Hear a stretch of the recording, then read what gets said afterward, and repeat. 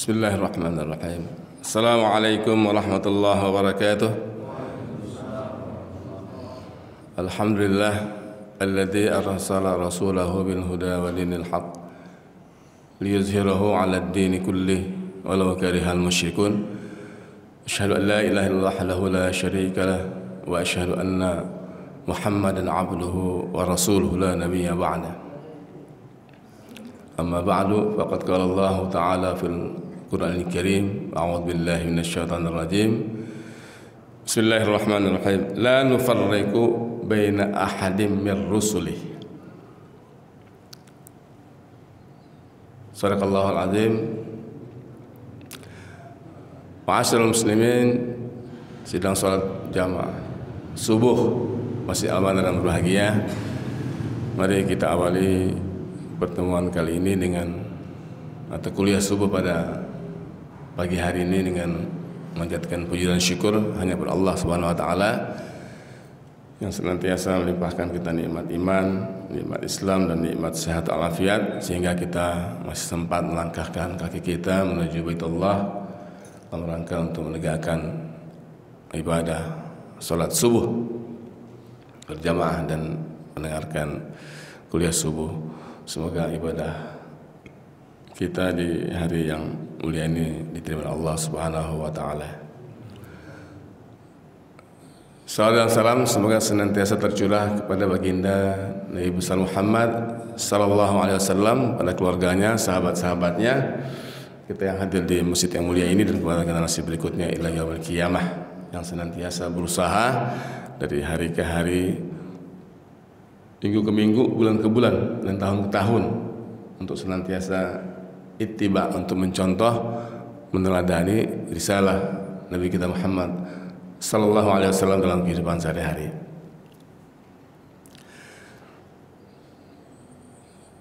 Dalam kesempatan kuliah subuh yang singkat ini, izinkanlah saya membawakan tema tentang Islam dan sebagai agama yang sempurna. Dalam surah Al-Baqarah ayat Al-Imran ayat 19, Allah berfirman, a'udzubillahi minasyaitonir rajim, innad dina indallahil Islam. Sesungguhnya agama yang diterima di sisi Allah adalah Al-Islam.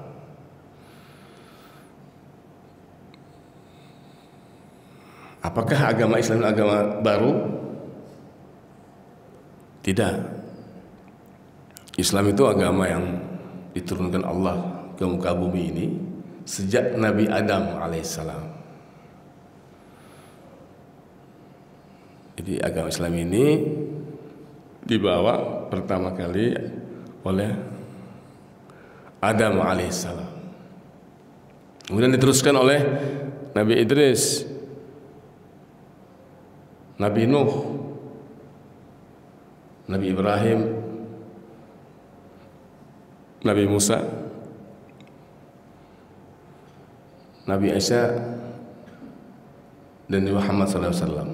Jadi dari Adam alaihissalam sampai khataman nabiyyin kepada Nabi kita Muhammad SAW itu ada 25 nabi dalam sejarah kenabian. Jadi 25 nabi itulah yang Allah turunkan ke muka bumi untuk menyebarkan ajaran tauhid yang namanya Islam.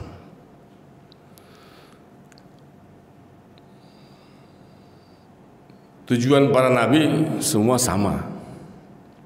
Jadi mulai Nabi Adam sampai terus Nuh sampai ke Nabi Muhammad SAW adalah menegakkan kalimat tauhid.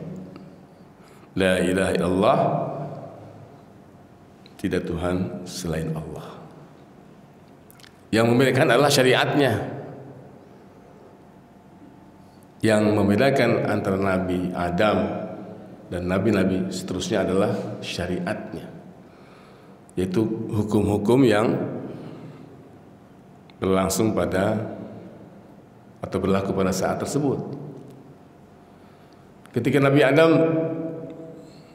gimana tuh hukumnya? Nabi Adam punya anak 39. Karena belum banyak manusia pada saat itu, maka untuk melanjutkan keturunan, masing-masing anak Nabi Adam dinikahkan. Jadi adik sama kakak boleh nikah, karena belum ada penduduk yang banyak. Setelah beranak pinak, berkembang biak, maka di zaman Nabi Muhammad SAW tentu ketentuan tentang pernikahan sudah berbeda, karena jumlah manusia sudah cukup banyak. Itu salah satu yang membedakan antara Nabi Adam dengan Nabi kita Muhammad SAW.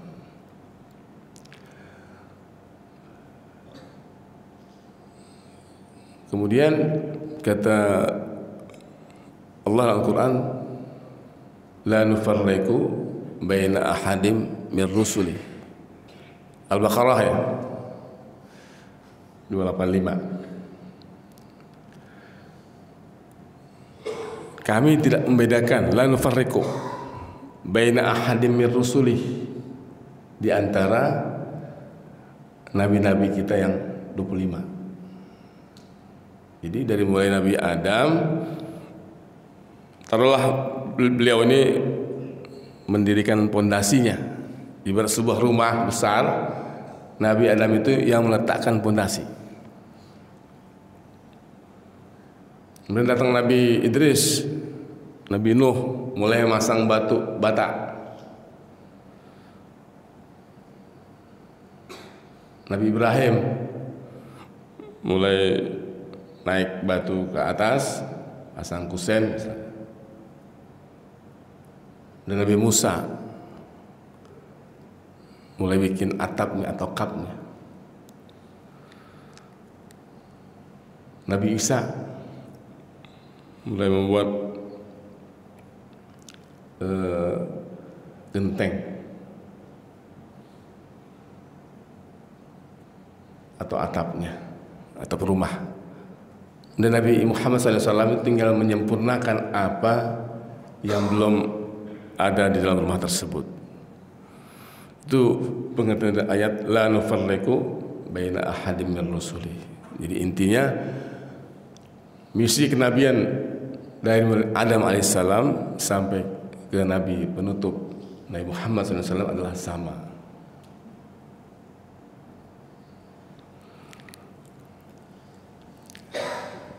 Kemudian Islam, kalau kita bedah, itu luar biasa, banyak sekali pelajaran-pelajaran yang kita ambil. Apalagi usia kenabian dari mulai Nabi Adam sampai Nabi Muhammad SAW itu sekitar 4.500 tahun.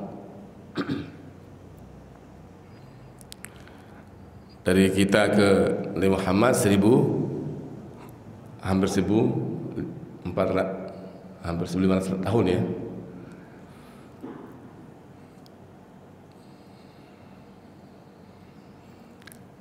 Itu kita bisa bedah atau bisa kita bagi dalam 3 format.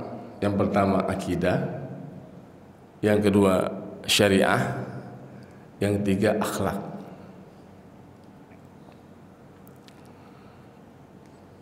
Di 3 besar pembagian dalam agama Islam. Pertama akidah, kedua syariah, ketiga akhlak. Akidah itu menyangkut tauhid, bagaimana Islam mengedepankan la ilaha illallah Muhammadur Rasulullah, tiada Tuhan melainkan Allah dan Nabi Muhammad sebagai utusan Allah. Itulah akidah Islam yang disampaikan oleh Nabi kita Muhammad sallallahu alaihi wasallam.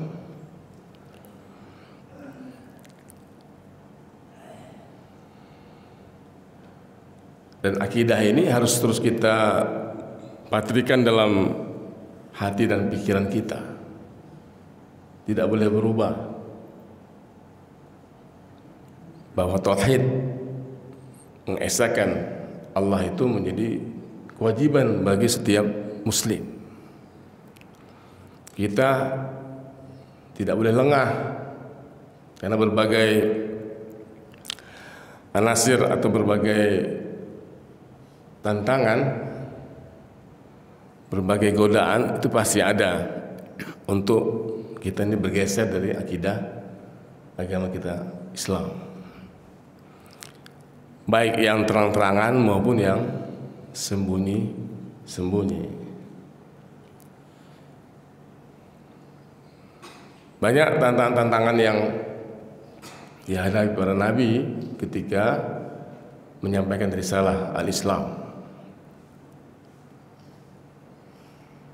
Bahkan ketika zaman Nabi kita Muhammad SAW kan sahabat Nabi menawarkan kerjasama untuk saling beribadah sesuai dengan kesepakatan.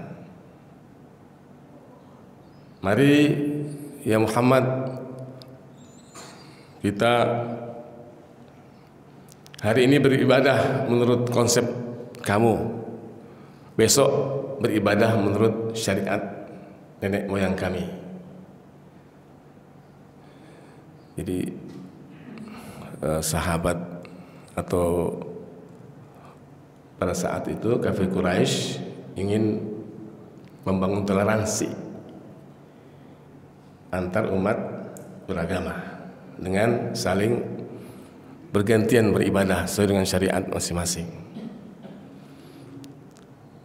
Nabi kita Muhammad SAW menolak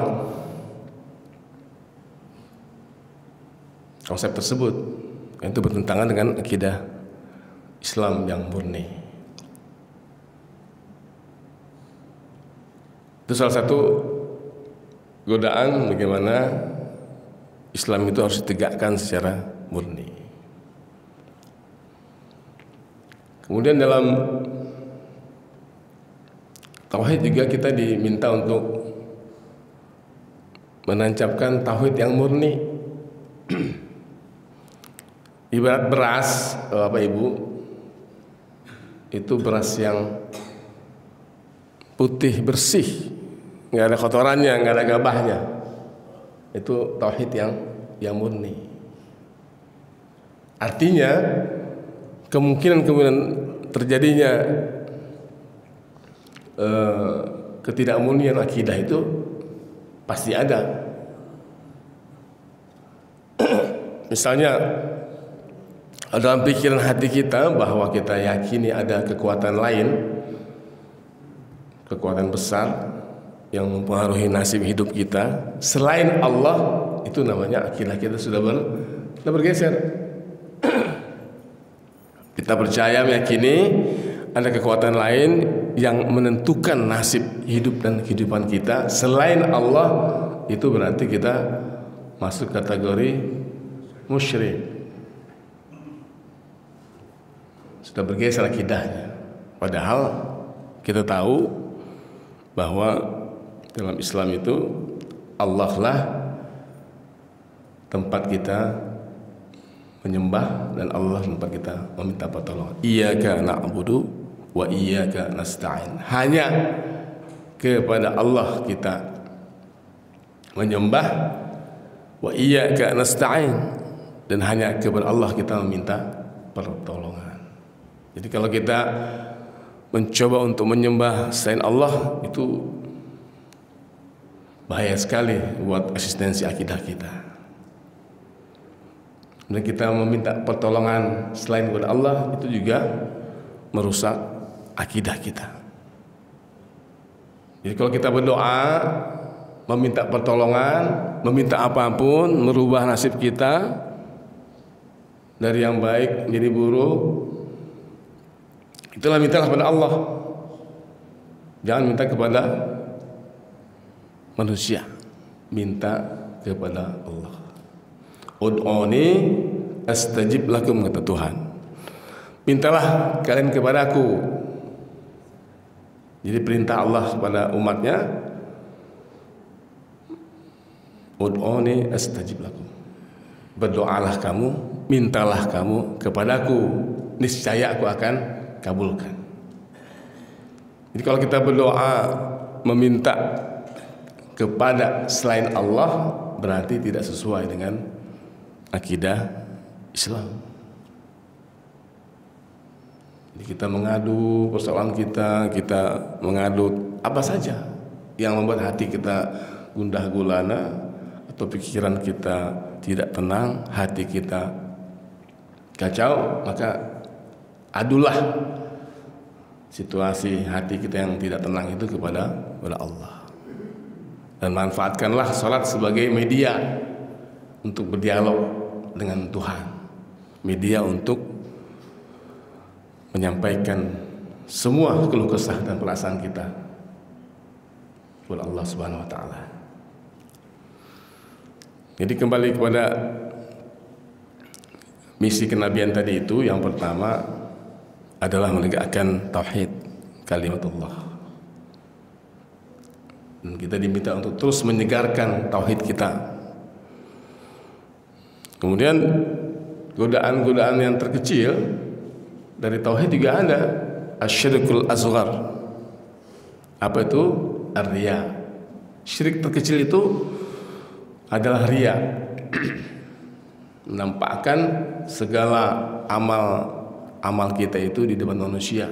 Kita nyombongkan sedekah kita, amaliyah kita, sholat kita, zakat kita, puasa kita, dengan harapan mendapat pujian dari manusia. Itu adalah asyirkul asghar, syirik kecil.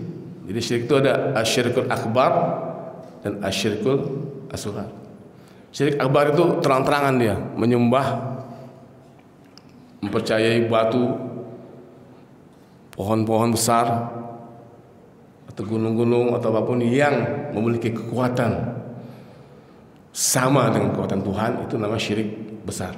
Itu terang-terangan itu. Dan itu innallaha la yaghfir, sesungguhnya Tuhan tidak mengampuni manusia yang melakukan syirik, dosa yang tidak terampuni. Semua dosa yang besar, yang kecil, apapun dosa kita, Allah ampuni.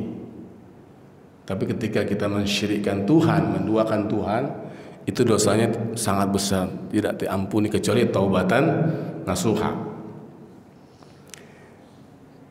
Jadi syirikul kecil itu, ya syirik kecil tadi itu, hati kita terbersit senantiasa kalau beribadah ingin dipuji orang, ingin dilihat orang. Itu adalah bagian dari godaan dari segi akidah. Yang kecil-kecil itu kalau kita biarkan akan merusak hubungan kita dengan Allah Subhanahu wa taala. Maka apapun amaliyah kita, baik ibadah mahdhah terutama maupun muamalah, maka kita lakukan dengan hati yang ikhlas, tidak mengharapkan pujian manusia.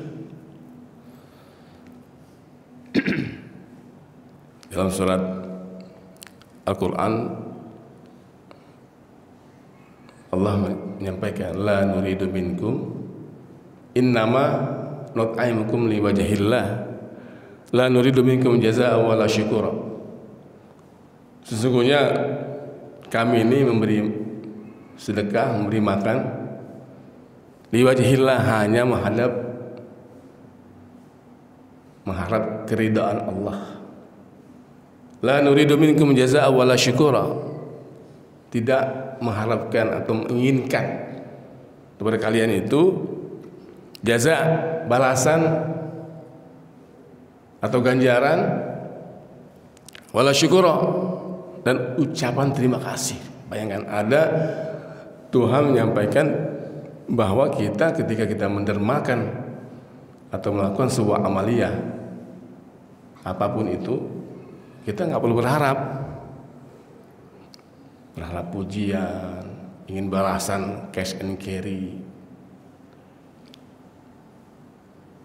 kecuali apa? Liwajhillah, hanya kepada ridha Allah Subhanahu wa taala.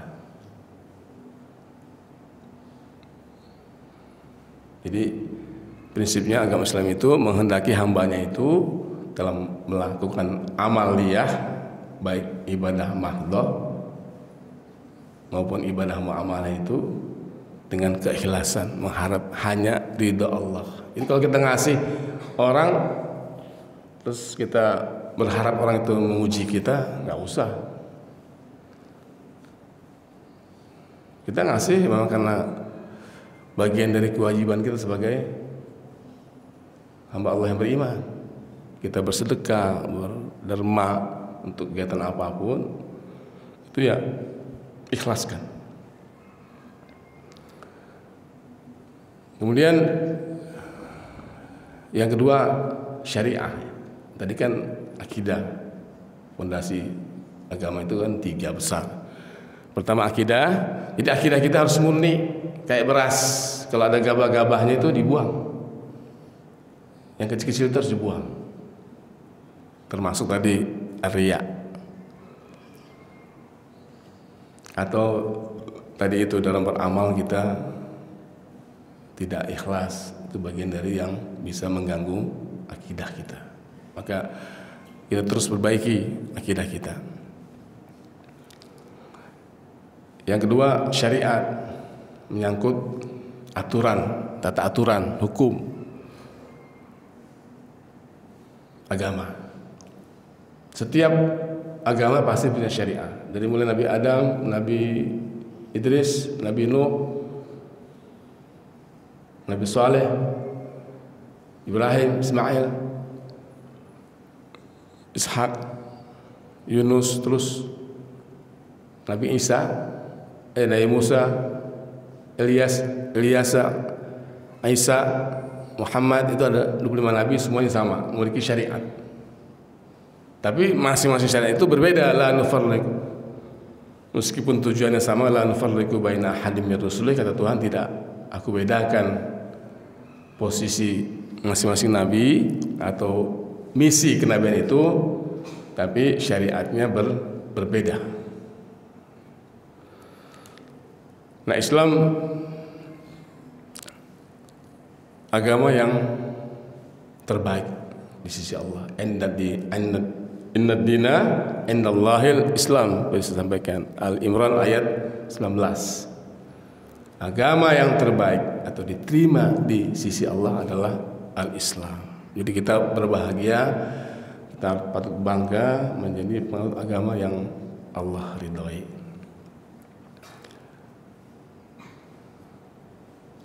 Kemudian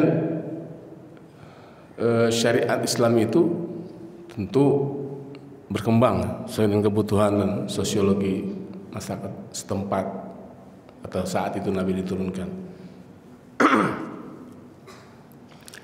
Jadi syariat ini sudah ditutup ketika Nabi kita Muhammad SAW melakukan haji wada, haji perpisahan 9 Zulhijjah,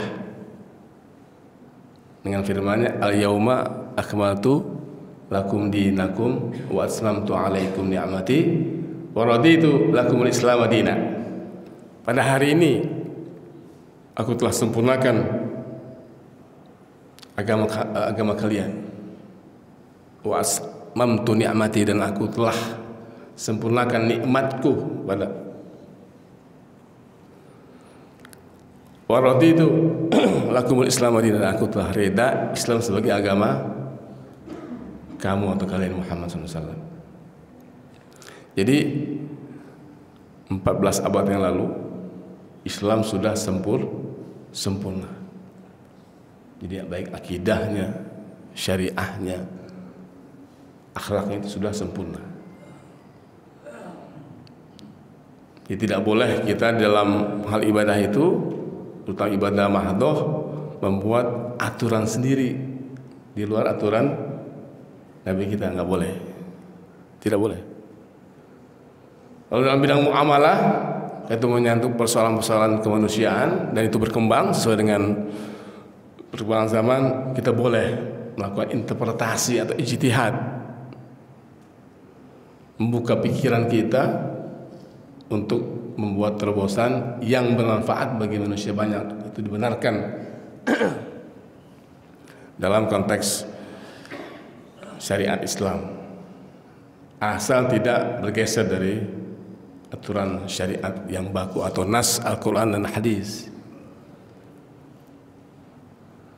Oleh karena itu dalam perspektif Islam, Nabi kita mengatakan taraktu fikum amrayni in tamassaktum bihima lan tadillu abada, kitab Allah wa sunnata Rasulullah sallallahu alaihi wasallam. Aku tinggalkan kalian dua perkara.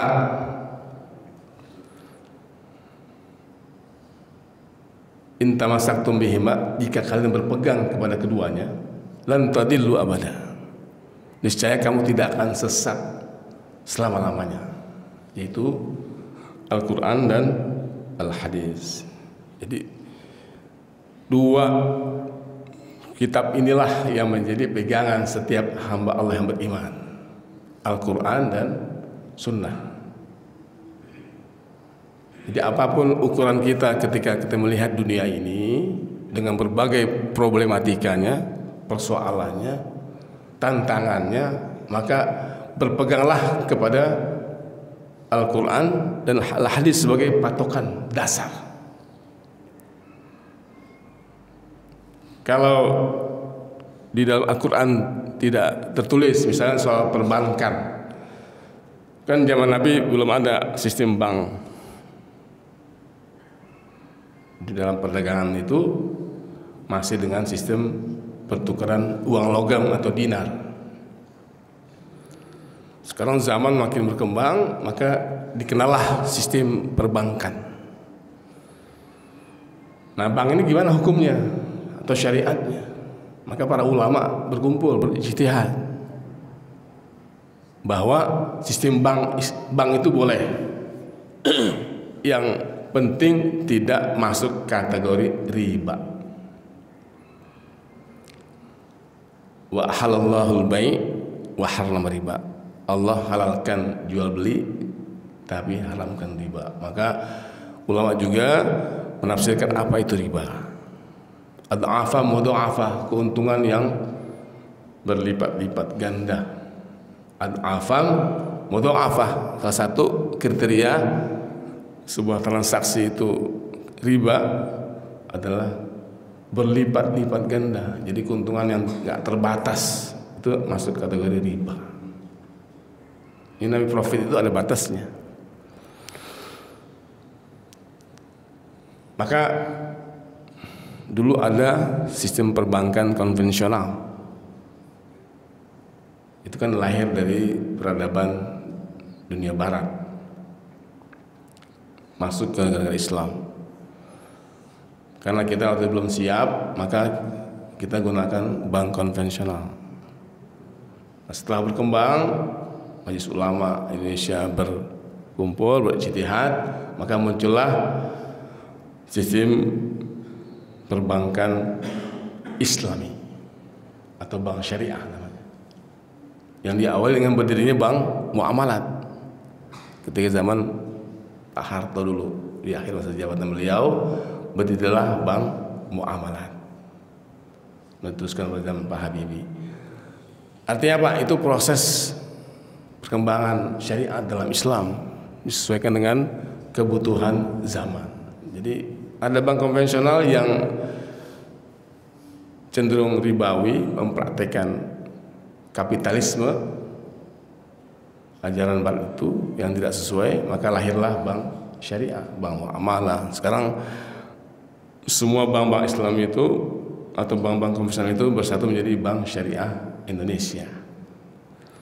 Jadi kalau kita ingin lebih baik lagi dalam menerapkan konsep agama kita itu, ya kita bergeser dari bank muamalah ke bank syariah. Jadi kalau misalnya kita punya akun di bank BNI, terus ada bank BNI syariah, ya kita ambil yang syariah. Kita punya rekening bank DKI, sekarang ada bank DKI syariah, ya kita bergeser ke bank DKI syariah. Itu lebih baik. Jadi syariat Islam itu terus berkembang sesuai dengan zaman. Tapi dalam konteks ibadah muamalah. Kalau ibadah mahdhah itu bersifat tetap, sholat, puasa, zakat, itu sudah ada aturan yang termaktub dalam Al-Quran dan Al-Hadis. Lalu yang ketiga, fondasi Islam itu al-akhlak.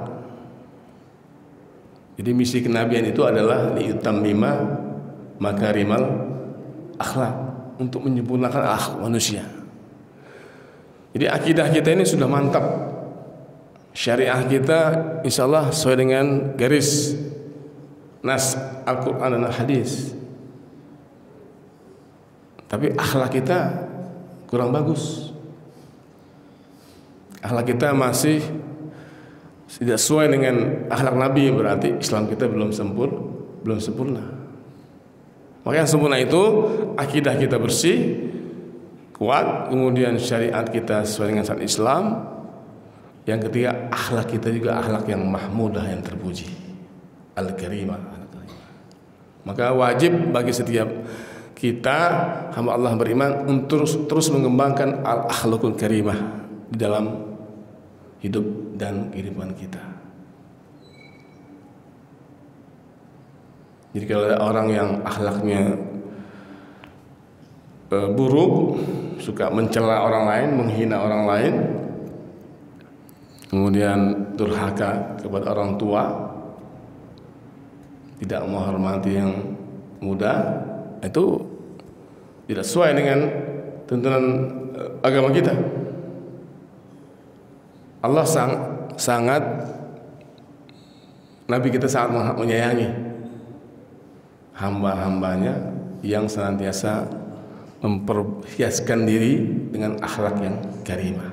Jadi hiasi diri kita, hati kita ini dengan akhlak yang mulia.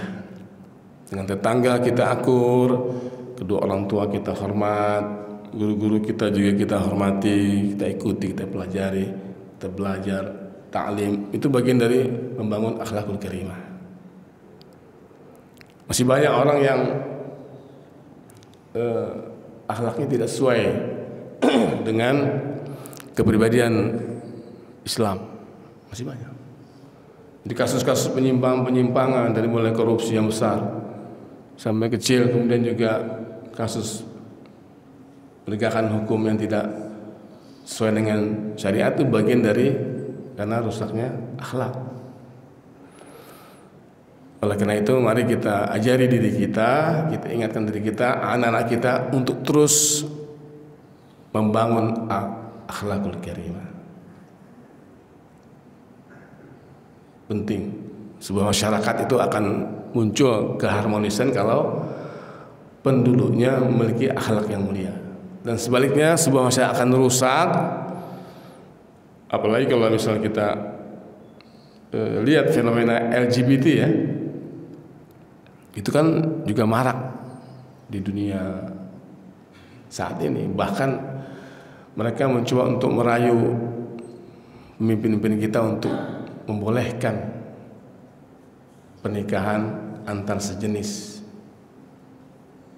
Jadi kelompok-kelompok pencinta LGBT itu tidak pernah menyerah, Bapak sekalian. Mereka terus mendekati agar LGBT itu diterima dengan alasan kemanusiaan. Sementara Islam memandang itu sebuah penyakit. Tapi Barat menilai LGBT adalah kemanusiaan, harus diterima. Bahkan mereka masuk ke legislatif untuk supaya anggota DPR itu mau merubah aturan hukum agar LGBT diterima di bumi Indonesia. Tapi alhamdulillah para ulama kita, pemimpin kita tetap menolak.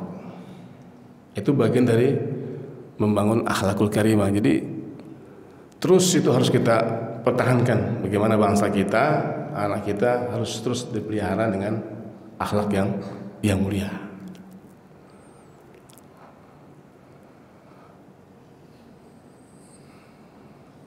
Jadi 3 fondamen besar agama Islam adalah akidah, syariah, akhlak. Jadi agama Islam itu mudah, Bapak Ibu sekalian ya, nggak sulit, sangat mudah. Hanya 3 kita disuruh belajar: akidah, syariah, akhlak. Jadi kemanapun kita belajar, membaca buku, membuka kitab, mengaji kepada guru-guru kita, para ulama kita, ya tadi 3 tadi itulah. Maka ketika Mu'adz bin Jabal, sahabat Nabi itu memerintah atau jadi gubernur Syam atau Suriah pada hari ini, dulu zaman Nabi namanya Syam. Kata Nabi ketika membekali Mu'adz menjadi gubernur, wahai Mu'adz, seandainya di tempat kamu memerintah itu kamu apa yang kamu pegang? Al-Quran ya Rasulullah.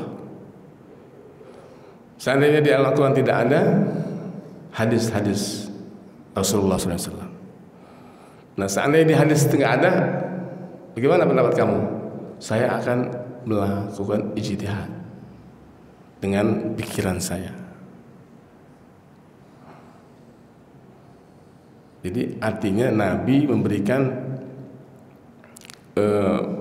kesempatan kepada Mu'adz sebagai gubernur Syam waktu itu untuk memberikan ijtihad di dalam kehidupan masa saat itu. Seandainya di Quran tidak ditemukan, di hadis juga tidak ditemukan, maka dibenarkan ijtihad. Tentu ijtihad yang sesuai dengan kriteria. Tidak mudah seseorang untuk melakukan ijtihad, tapi harus dibekali dengan ilmu yang mumpuni. Tidak boleh ijtihad sembarangan. Maka sekarang ijtihad itu seringkali dilakukan secara kolektif. Maka muncullah majelis ulama. Di mana-mana di semua negara Islam itu adalah majelis ulama. Itu ijtihad kolektif di dalam menjawab tantangan masyarakat yang terus berkembang. Jadi pikiran itu dibolehkan terbuka, tapi tetap terbangun dari Al-Quran dan As-Sunnah. Kemudian Nabi menyampaikan, yassiru wahai Mu'adz, mudahkanlah. Jadi dalam menyampaikan agama Islam itu di tempat di mana kita berada, di saat itu di Syam, wala tu'assiru kata Nabi. Jadi permudahlah dan jangan persulit. Di dakwah Islam itu memberikan kemudahan. Yassiru kata Nabi. Wala tu'assir, jangan persulit. Jadi dakwah Islam itu senantiasa memberikan kemudahan, bahwa agama Islam itu mudah, nggak ada yang sulit. Maka kita sebagai pengikut Nabi kita Muhammad SAW ya senantiasa ingat itu pesan Nabi kita kepada sahabat Mu'adz bin Jabal. Dan itu berlaku kepada kita juga.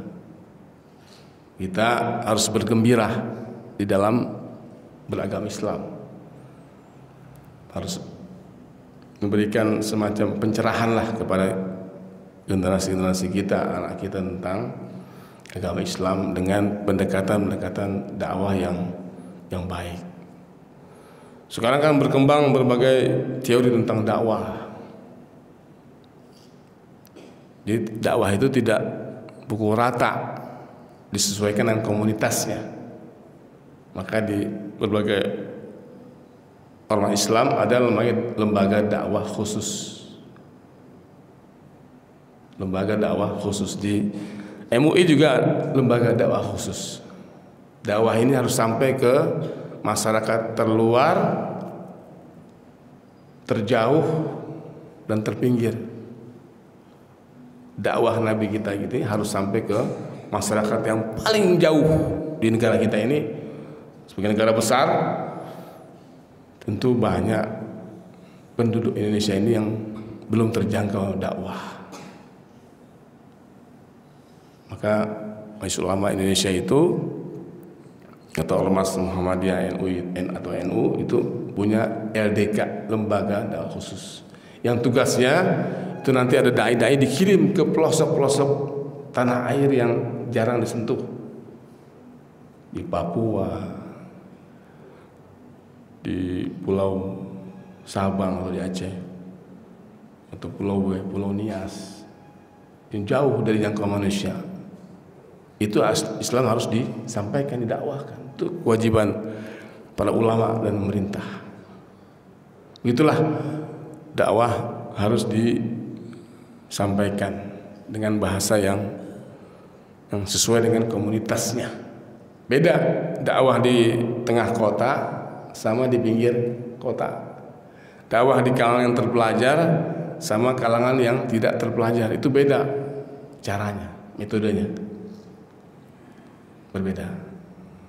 Tapi sekarang sudah banyak pilihan, tergantung kepada kita bagaimana menerapkan dakwah itu yang terbaik. Oleh karena itu menjadi kewajiban bagi kita untuk terus berdakwah. Apa yang kita bisa sampaikan, balighu anni walau ayah, kata Nabi. Sampaikanlah dari aku meskipun satu ayat. Jadi kalau kita memiliki kemampuan untuk menyampaikan, itu boleh. Jadi tugas dakwah itu bukan tugas para kiai atau ulama, tidak. Dalam konteks tertentu kita yang punya ilmu, meskipun ilmu kita baru sedikit, kita hafal beberapa ayat Quran, hadis, boleh kita sampaikan kepada orang lain, pada anak kita, kepada teman kita, dalam konteks tawasau bil haq, tawasau bis sabar. Jadi balighu anni walau ayah itu ya berlaku buat kita. Kita terus belajar pada guru-guru kita, taklim terus, belajar terus. Terus kita lihat ada sebuah ketidakbenaran, kemungkaran misalnya, ya kita wajib untuk balighu anni walau ayah, untuk menyampaikan kebenaran tadi itu walaupun satu ayat. Itu tugas dai, tugas kita. Tapi dalam konteks yang lebih umum, tentu ada dakwah yang dilakukan oleh para ulama, para kiai, para habaib. Itu juga punya misi yang tersendiri. Jadi intinya agama Islam itu agama yang mudah dipelajari, mudah diingati, dan mudah diamalkan. Tidak ada yang berat. Oleh karena itu berbahagialah kita sebagai umat Nabi Muhammad SAW, sebagai agama terakhir, agama yang penyempurna dari agama-agama lain. Kita beruntung kita hidup di zaman Nabi Muhammad SAW sebagai khataman nabiyyin, penutup para nabi. Jadi Islam itu dibangun dari mulai Nabi Adam, Idris, Nuh, Saleh, Ibrahim, Musa, Ilyas, dan seterusnya sampai Nabi Isa. 25 nabi rasul itulah yang Allah perintahkan untuk membangun agama Islam. Jadi intinya Islam itu bukan agama baru. Agama dari mulai Nabi Adam sudah diperkenalkan oleh Allah Subhanahu wa taala dan ditutup oleh Nabi kita Muhammad sallallahu alaihi wasallam sebagai khataman nabiyyin, penutup para nabi. Jadi setelah Nabi kita Muhammad ini nggak ada nabi lain. Kalau ada yang mengaku-ngaku nabi itu nabi palsu, nabi nggak benar. Nggak ada nabi lagi kecuali Muhammad sallallahu alaihi wasallam sebagai nabi terakhir. Demikian yang bisa saya sampaikan dalam kuliah subuh pada pagi hari ini. Mudah-mudahan bisa menambah iman kita, menambah wawasan kita, menambah keyakinan kita tentang Nabi, tentang Islam sebagai innad dina indallahil Islam. Sesungguhnya agama yang diterima di sisi Allah adalah al-Islam. Lebih kurang mohon maaf.